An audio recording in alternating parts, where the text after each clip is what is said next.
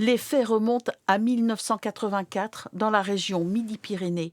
Éric Beaune n'a pas oublié.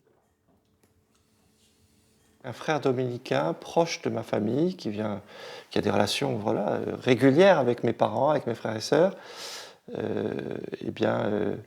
commet plusieurs fois des crimes sexuels à mon égard. J'ai alors 12 et 13 ans. Quand l'agression sexuelle a eu lieu, et dans mon cas, on peut dire le crime sexuel a eu lieu, la question qui m'a été posée par mon agresseur, c'est est-ce que ça t'a plu ? Et c'est souvent comme ça, comme dans les mauvais films américains, alors, heureuse. Et évidemment, c'est une question incroyable.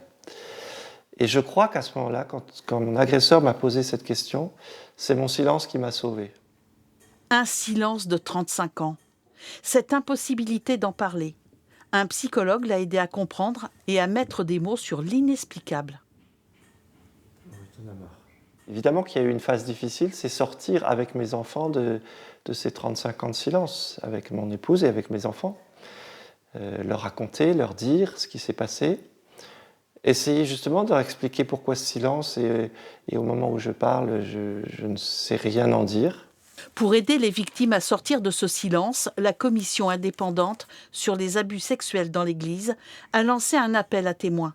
En juin 2019, Éric Beaune a été le premier à être auditionné.